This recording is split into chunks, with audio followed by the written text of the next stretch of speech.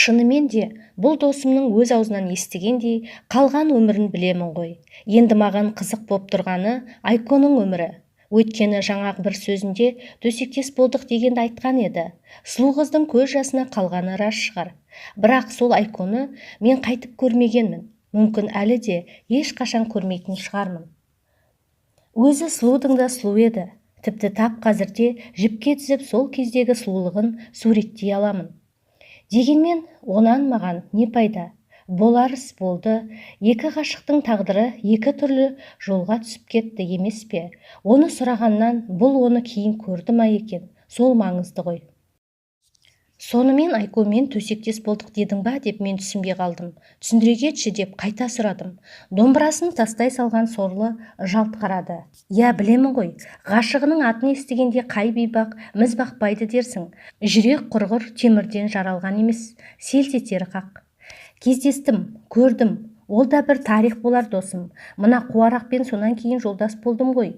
Мен негізі жасымда да ішіп қарық қылмағанмын, оны білесің. Тап қазірде есіме түсіп есеңгіріп отырмын. Өзіңе белгілі, мен кластағы бәріңнен бұрын үйлендім. Келіншегім болған Камиляны жақсы танисың.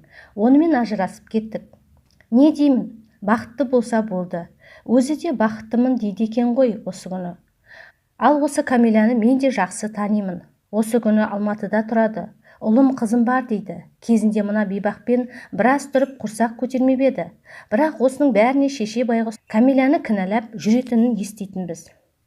Бұл енді біреулер үшін ұсақ түйек әңгіме шығар. Бұл досымның шешесі аса қатыгездеу кісі еді. Иманы жолдас болсын. Өткеннің соңынан мұнан әрі сөз айтпай-ақ қояйын. Қысқасы бұл екеуінің тұз несібесі шынымен де жараспады. Сондықтан да шешесі қайтқан соң қайсы бір жылдары екеуі екі жаққа кетіп тынды. Мұнан ешқандай үміт болмағасын Камиля тұрмысқа шықты. Нәтижесінде бірінен соң бірі 3 бала туып құндақ құшақтады. Ал мына досым басын ұстап бөтелке құшақтады. Кезінде еститінбіз, ішкілікке салынып жүр екен дейтін. Одан беріде ұялы телефон шығып, үзілген арамыз қайта жалғасты. Қоңыраулатып қойып ақыл айтқан болдық. Бірақ жазмыштан озмыш жоқ, беті бері қарамады. Сондай-ақ ол кезде жаспыз ғой.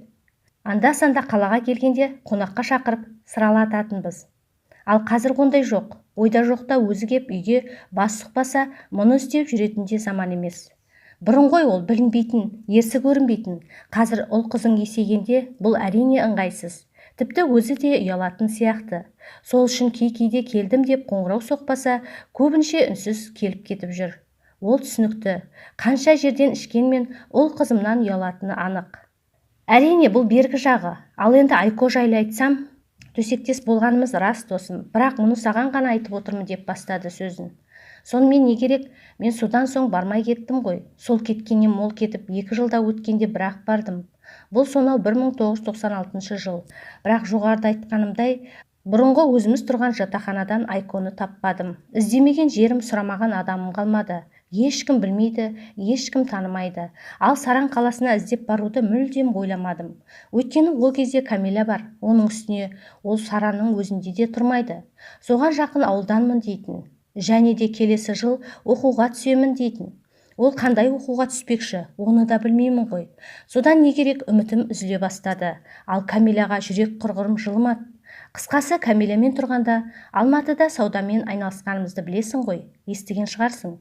Оған себеп қайын жұрт өз күндеріңді өздерің көріңдер деп біраз ақша берген. Міне сол ақшаны ойласа келе саудаға салғанбыз. Сондағымыз мектепке қажетті құрал жабдықтар сату. Былайша айтқанда канцелярия саудасы. Бұл сонау 1998-1999 жылдар. Сонан бір күні өзіме таныс жігітпен базарға келіп сыралатып тұрғанбыз. Соңғы жылдары ішсем болды, Камилямен тіресіп қалатынмын. Сол күні де тап сондай болды.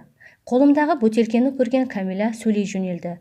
Арақ ішкенше емделсейші, доктор сені кінәлі деді ғой деп дүрсе қоя берді. Бұл сөзге қалай шыдайын? Қарсы шаптым. Екеуміз бір-бірімізге қол жұмсамасақ та сөзбен біраз жерге бардық. Соңында сөзі таусылған Камилям бетін басып отыра кетті.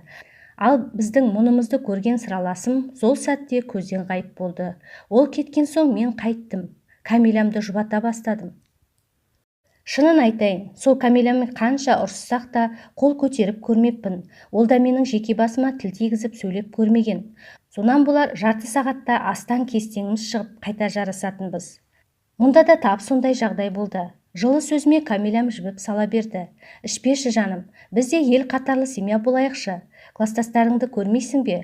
Солар сияқты бақытты болайықшы. Айттым ғой саған, емдел деген соң емделші. Менің бала сүйгім келеді дейді. Міне досым, оның тап осы сөзі бар ғой, мені анық құрдымға жіберген сөз. Неге мен кінәлімін осы?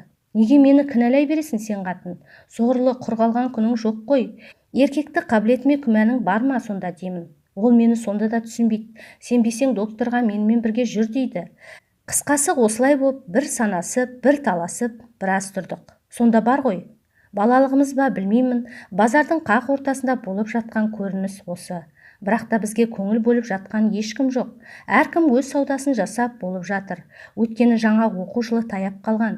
Бұл канцелярия сезоны қызу сауда болатын кез.